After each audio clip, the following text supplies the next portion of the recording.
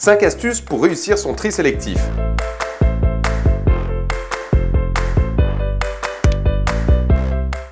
Les sacs plastiques vont-ils dans le bac bleu? Et les pots de yaourt? Faut-il rincer les contenants avant de les trier? Faut-il laisser les bouchons sur les bouteilles en plastique? Même si les grandes lignes du tri sont claires, il est facile d'avoir des doutes. Cependant, en comprenant mieux la chaîne de recyclage, le tri devient plus facile. Point numéro 1, ne jamais mettre un sac dans un bac de recyclable. Premièrement, les sacs plastiques ne sont pas recyclables. Deuxièmement, les sacs peuvent gêner les chaînes de tri. Par exemple, si un sac ne contient qu'une boîte de conserve parmi d'autres déchets, il sera acheminé avec les métaux. Mais lors du tri manuel, les employés du tri n'ont pas le temps d'ouvrir les sacs et de trier leur contenu.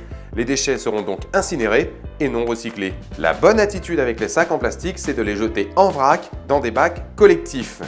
Parce que, comme les sacs, certains emballages en plastique sont trop légers et ne contiennent pas assez de matière recyclable, comme par exemple les pots de yaourt et les films de suremballage. Ne sont recyclables que les bouteilles et flacons en plastique qui ont contenu des produits soit alimentaires, des produits d'hygiène ou des produits de beauté, shampoing ou gel douche. Point numéro 2. Le verre uniquement dans le bac à verre.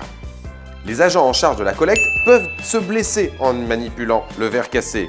Les débris peuvent également s'incruster dans les autres matériaux et rendre le recyclage moins efficace. Attention, il y a un piège. La vaisselle en verre, tout comme les flacons de parfum, ne se recycle pas. Il faut les jeter avec les ordures ménagères, tout simplement parce qu'ils ont une composition chimique différente du verre alimentaire et qu'ils ne fondent pas à la même température. Point numéro 3, ne lavez pas les emballages recyclables.